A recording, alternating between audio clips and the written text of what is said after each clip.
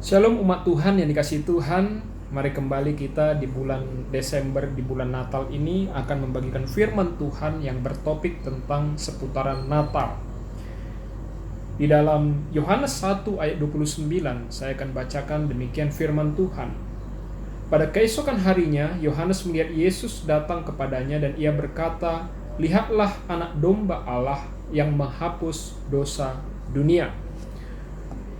Kalau kita berpikir atau kita mencari tahu mengapa Tuhan Yesus Kristus dilahirkan di dunia, padahal dia adalah Allah. Allah kalau mau menebus atau menyelamatkan manusia tidak perlu menjadi manusia, karena begitu besarnya kuasa dimiliki Allah di surga maupun di dunia. Mengapa Kristus harus ada? Nah, di sini saya catatkan ada setidaknya 3 hal. Yang pertama adalah supaya manusia bisa melihat pekerjaan dan kuasa Allah dalam seorang Kristus. Jadi manusia membutuhkan iman melalui penglihatan mereka tentang kebesaran Allah. Itu yang pertama. Yang kedua adalah supaya manusia memiliki raja yang dapat disembah, dan raja ini berasal dari surga. Jadi manusia perlu seseorang yang dianggap menjadi raja, yang disembah, di mana manusia tersebut menyandarkan dirinya. Yang ketiga adalah supaya manusia itu bisa ditebus dari dosanya. Karena konsep keselamatan adalah penebusan. Konsep keselamatan adalah manusia yang sudah berdosa ditebus menjadi manusia yang dimenangkan.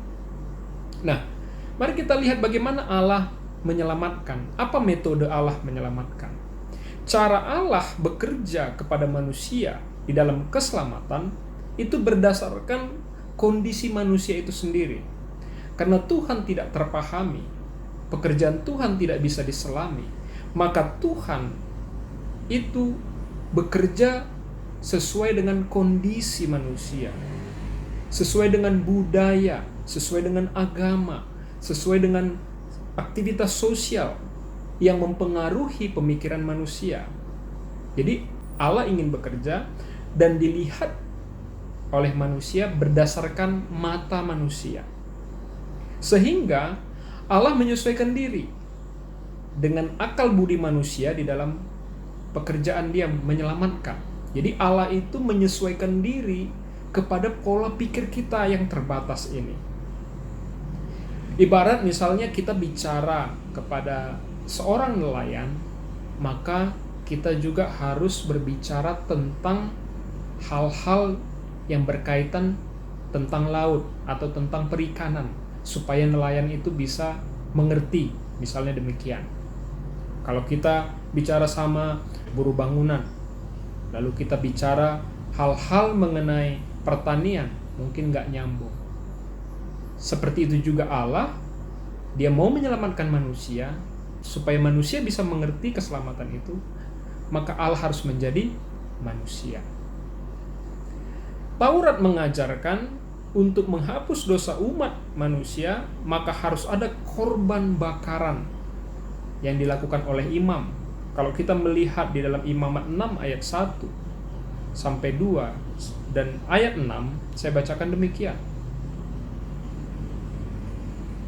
Tuhan berfirman kepada Musa, apabila seseorang berbuat dosa dan berubah setia terhadap Tuhan dan memungkiri terhadap sesamanya barang yang dipercayakan kepadanya, atau barang yang diserahkan kepadanya, atau barang yang dirampasnya, atau apabila ia telah melakukan pemerasan atas sesamanya, apabila manusia itu berbuat dosa dan berubah menjadi setia, artinya bertobat, sebagai korban penebusnya, di ayat 6 dikatakan, sebagai korban penebus salahnya, haruslah ia mempersembahkan kepada Tuhan seekor domba jantan yang tidak bercela dari kambing domba yang sudah dinilai menjadi korban penebus salah, dengan menyerahkannya kepada imam.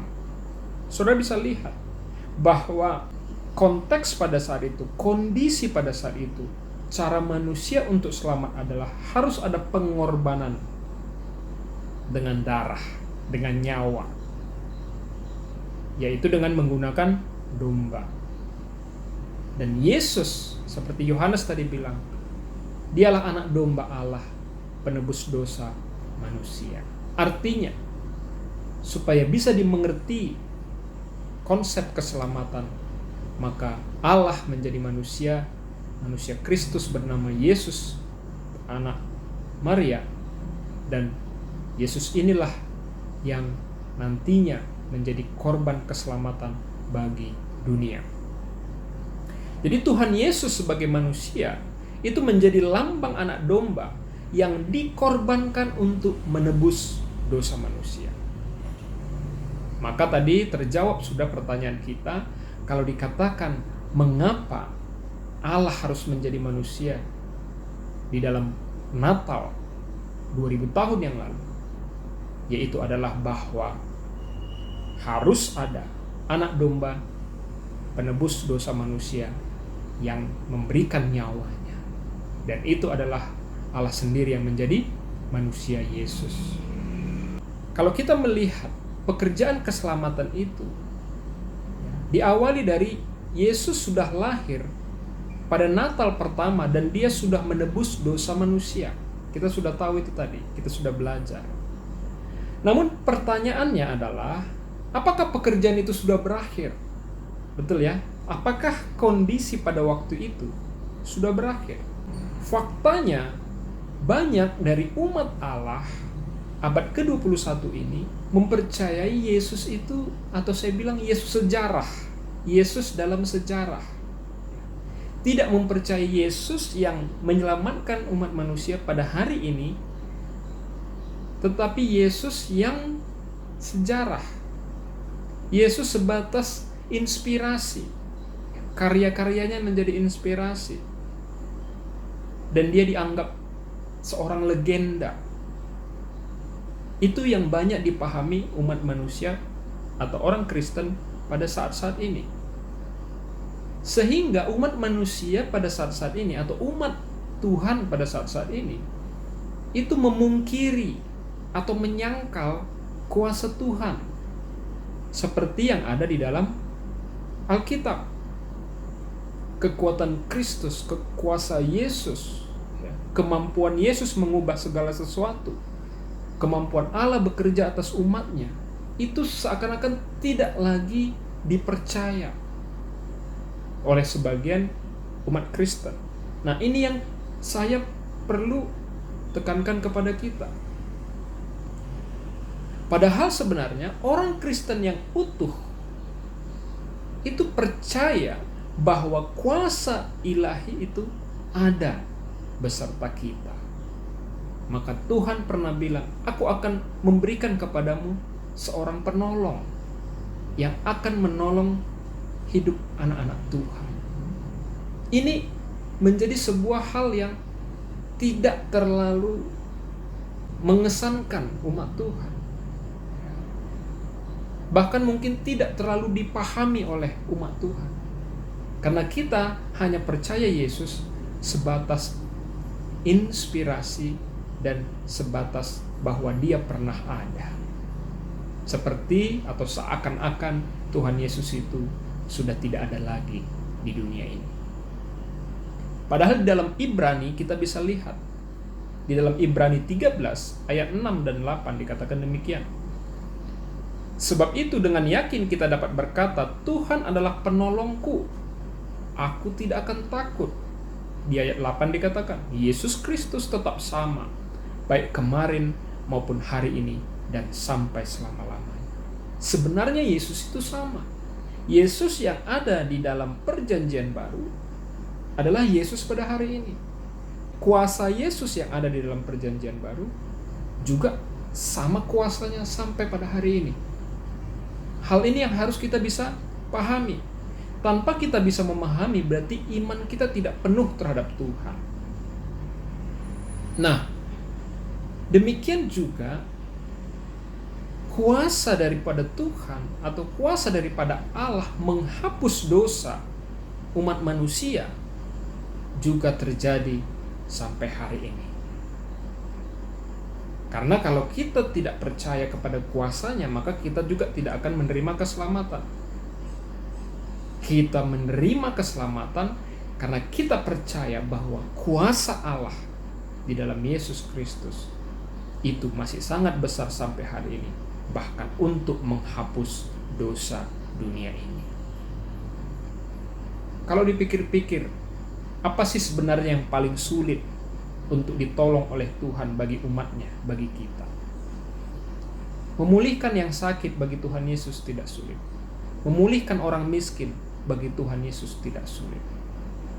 Yang paling sulit adalah membuat kita mencintai Dia dengan segenap hati. Suatu perintah yang dikatakan, kasihilah Tuhan Allahmu dengan segenap hatimu. Itu suatu hal yang paling sulit diubah oleh Tuhan sendiri. Bagaimana Adam dan Hawa sudah begitu seringnya berjumpa dengan Tuhan, tetap aja mereka tidak mengasihi Tuhan. Yang sulit juga yang kedua adalah bagaimana kita melepaskan karakter dosa yang ada di dalam diri kita.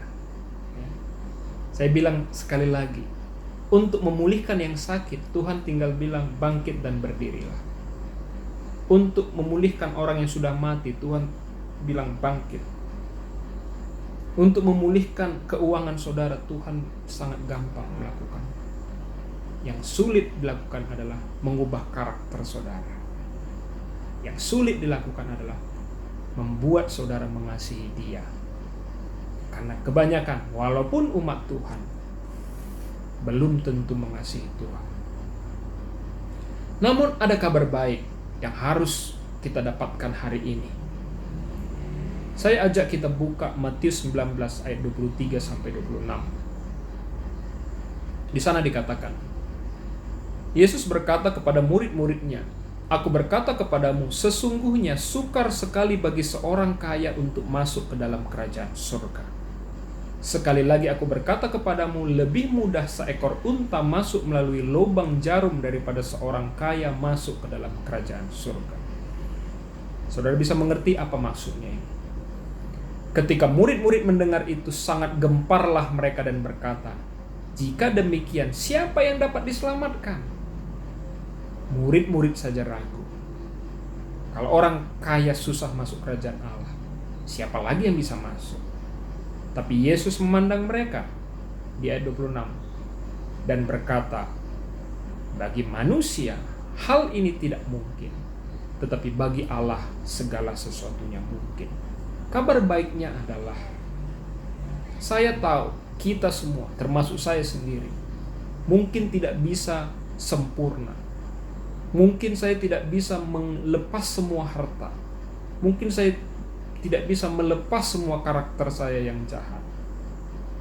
Tapi yang saya percaya, dan satu poin yang penting hari ini kita bisa dapat adalah bahwa kuasa Allah begitu besar dalam hidup kita. Sehingga dikatakan dalam firman tadi, tetapi bagi Allah segala sesuatunya mungkin. Ini yang menjadi kabar baik. Kalau hari ini kita sulit melepaskan karakter-karakter buruk kita, kalau kita menyadari dan kita beriman bahwa bagi Allah segala sesuatunya mungkin, maka saya percaya Allah juga akan mengubah hidup kita. Hari ini kita percaya, walaupun berat untuk menjadi hidup benar, namun kita sudah mengingat ini, bagi Allah segala sesuatunya mungkin. Kita ingat bahwa Tuhan Yesus sudah lahir menjadi anak domba penebus dosa manusia. Tuhan tetap punya kuasa yang sama sampai pada hari ini untuk menebus dosa saudara dan saya. Yang diminta Tuhan hari ini adalah, mari kita hidup berserah kepadanya.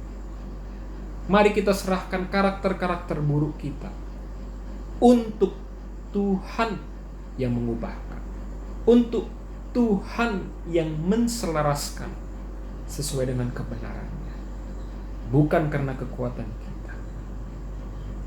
Kalau karakter-karakter buruk kita yang selalu membuat hidup kita jatuh, yang membuat selalu hidup kita tidak bisa membuat happy atau membuat kita damai sejahtera. Hari ini Tuhan mau bilang, bagi Allah segala sesuatunya mungkin. Bahkan Dia mungkin merubah karakter kita. Bahkan Dia mungkin membuat kita menjadi seorang yang begitu pemaaf. Karena saya percaya betul bahwa Tuhan pun tidak pernah gagal dan tidak akan gagal untuk membawa kita ke dalam kerajaan surga. Inilah pesan Natal kepada kita semua, supaya kita boleh mengerti bahwa hanya pekerjaan Tuhan yang bisa membuat kita masuk ke dalam kerajaan surga. Apa yang harus kita lakukan? Kita hanya tenang, berserah kepada Dia. Kita ikut arusnya Tuhan. Kalau kita tidak ikut arusnya Tuhan, maka proses semakin panjang. Demikian firman Tuhan. Selamat Natal. Tuhan Yesus memberkati.